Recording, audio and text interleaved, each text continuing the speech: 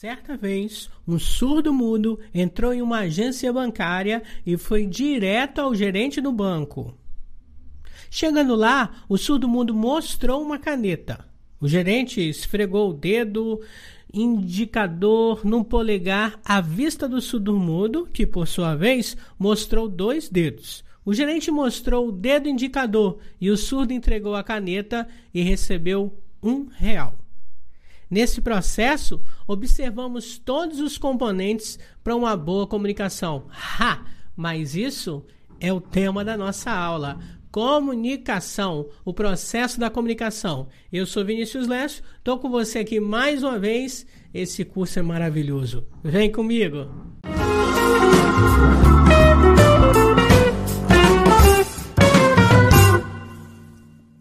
Viu a historinha?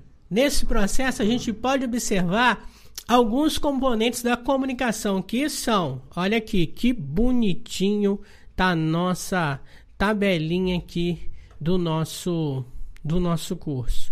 Deixa eu chegar um pouquinho para cá para ficar bonito para você entender. Eu tenho um primeiro ali, ó, o emissor. O emissor é o vendedor. Ele vai comunicar a mensagem. Definição: emissor é quem está emitindo a mensagem ou informação. Primeira mensagem: você quer comprar uma caneta? Custa R$2. Definição: mensagem verbal ou não verbal é o que está sendo enviado do emissor para o receptor. É o conteúdo da informação. Código, nesse caso, da história, os gestos. Definição: o código é a forma como está sendo enviada a mensagem, pode ser idioma, o gesto, por exemplo, no caso da nossa história. O receptor é o gerente do banco. Definição: receptor é a parte do processo de comunicação que está recebendo a mensagem. Feedback: quero, mas pago R$1. Lembra que ele fez assim e depois foi assim?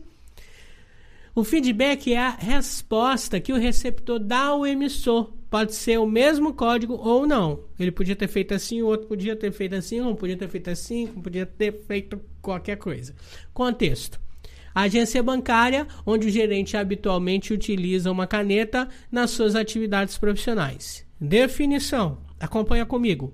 Contexto é a situação ou ambiente em que o envio da mensagem está sendo efetuado.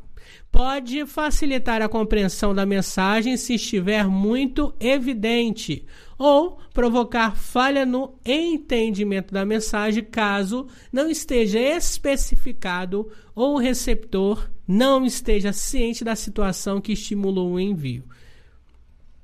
O modelo abaixo, que no caso está do lado, porque eu estou de frente para você, ilustra o processo de comunicação.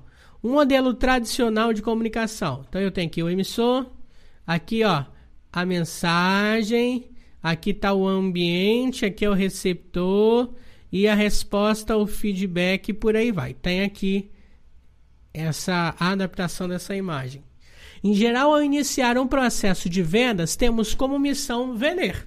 Lógico.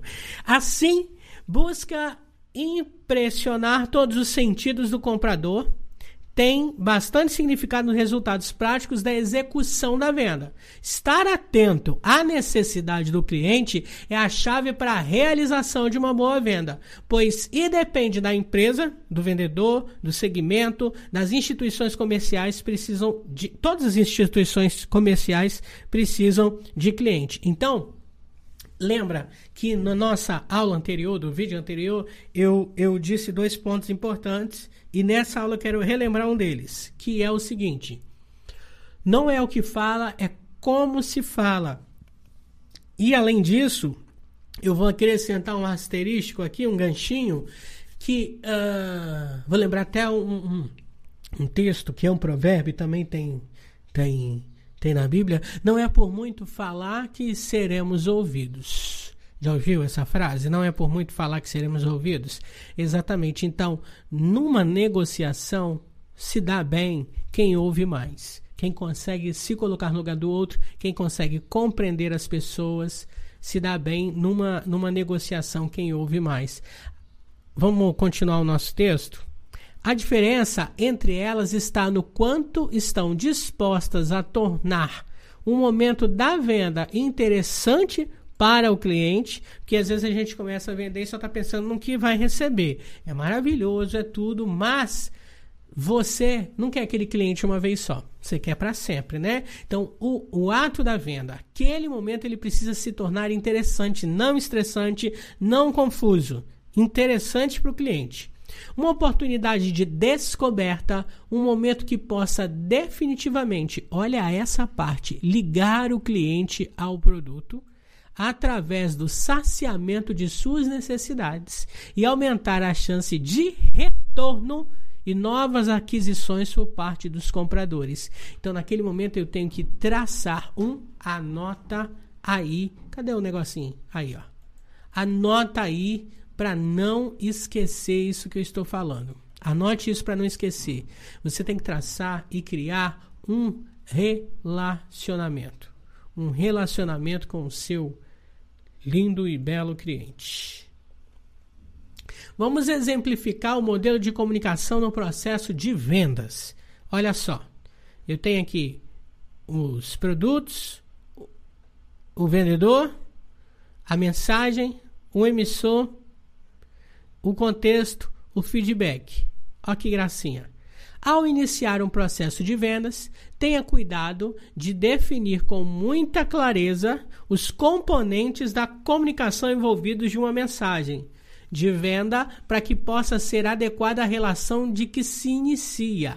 Também detenha em sua atenção identificar as necessidades específicas do cliente, indo direto ao ponto-chave da negociação. Então, não adianta chegar lá na minha loja de TV, um senhorzinho de 90 anos de idade, que já está para lá de aposentado, e eu começar uma conversa com ele falando da qualidade da televisão, da tela plana, da não sei o que, dos quantos megapixels, Full HD, 4K. Ele não vai compreender essa comunicação, ele não vai receber essa mensagem. Agora, se eu falar com ele que ele pode acessar na TV Paga ou Viva, que é onde ele revê as novelas do passado, ou se eu falar para esse senhor, eu perceber que ele está ali com a camisa do time e falar que aqui assistir futebol nessa televisão é um espetáculo. Eu estou me aproximando do cliente. Eu estou encontrando uma conexão, estou criando um vínculo e criando um relacionamento. Você está conseguindo compreender? Criando um relacionamento. Não é o que fala, é o que se fala, e não é por muito falar que a gente vai ser ouvido. Então eu preciso tornar essa experiência marcante e incrível para o meu cliente. Aí nós temos os 5 sentidos humanos. Os 5 sentidos são ferramentas que permitem ao cérebro perceber o mundo e como ele vai montar as suas representações. No momento em que o cérebro monta a sua representação natural, existe uma alternância na prioridade dos sentidos. Não funciona tudo junto, senão você bugava. Tem algo que vai vir primeiro que você vai sentir mais. Essa alternância gera perspectivas diferentes em cada indivíduo. Então, cada um vai receber aquilo de uma maneira diferente. De forma que temos pessoas auditivas, sabe aquele pessoal que aprende mais no podcast? Inclusive, você pode aprender mais ouvindo? Ou, inclusive, tem outro amigo seu que aprende mais assistindo ao professor, não que só aprende numa aula presencial. Ou como você, já está em outro nível evoluindo, fazendo um curso à distância, ó. Tem outras pessoas que são mais visuais e por aí vai. Por maior avidez, respectivamente, os sentidos da audição, percepção tátil, ou seja, tato, cheiro e paladar e visão. Todas as pessoas sadias têm a capacidade, todas, de utilizar seus sentidos na comunicação, mas de acordo com a situação e a necessidade de alguns destes sistemas, passa a ser dominante e prevalece a maior parte do tempo. Já as pessoas com alguma limitação física compensam a deficiência de um sentido com o aprimoramento dos demais. Então, normalmente, o deficiente visual ele é bom de tato, ele é bom de audição, sacou? Normalmente, a maior parte dos homens estabiliza sua prioridade perceptiva no sentido visual e as mulheres no auditivo e no sinestésico. Logo, apostar nesse caminho seria uma estratégia acertada na maioria das situações para o início do processo de vendas de um produto. Sacou? Então, o homem, eu mostro a televisão, mostro a imagem 4K. Para a mulher, eu ligo a imagem 4K e descrevo. Eu mostro que existe, mas a minha descrição criteriosa, trabalhando as emoções do que ela vai ter comprando aquela TV, por exemplo, eu vou tornar a minha interação e a minha negociação muito mais interessante. Anota isso que eu estou te dizendo e vai por mim. Vai chover vendas. Se você... Pisca o anota aí, pro ser humano não esquecer. Aí, garoto. Vai chover venda para você. Você precisa aprender a perceber as pessoas, a sentir, a se envolver, a se colocar no lugar do outro. Sacou? Muito bom. Existe uma situação muito importante no processo de detecção de um canal em prioridade, ou na forma de linguagem que está sendo utilizada pelo comprador. Essa situação é a possibilidade de não estar priorizando um canal específico. Nesse caso, devemos classificá-la como linguagem inespecífica. A linguagem inespecífica não prioriza um só canal. Exatamente por não se estar utilizando apenas um, mas todos possíveis, de maneira simultânea ou alternada. Por exemplo, eu estou vendendo um bolo, ver um bolo é uma sensação, agora experimentar o bolo é outra, tocar no bolo, sabe aquele negócio de criança de enfiar o dedo? Sente a textura, sente a textura.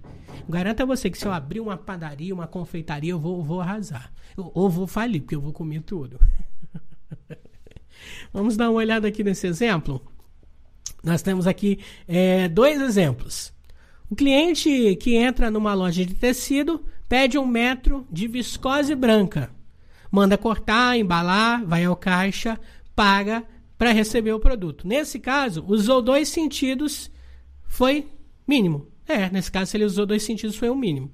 No caso de um outro cliente que foi à mesma loja para comprar 1 metro de viscose branca, mas pediu para sentir a textura, as variedades e qual delas era mais branca entre as brancas. Olha que cara criterioso. Em seguida, comparou os produtos, escolheu, pediu para embalar, foi o caixa pagar. Nesse segundo caso, houve uma utilização muito mais intensa dos sentidos humanos. E hoje as pessoas estão mais assim, elas não querem uma compra, elas querem uma experiência. Uma experiência. Sacou? A gente vai aprofundar mais isso. Você está preparado? Então, até a nossa próxima aula. Tchau, gente.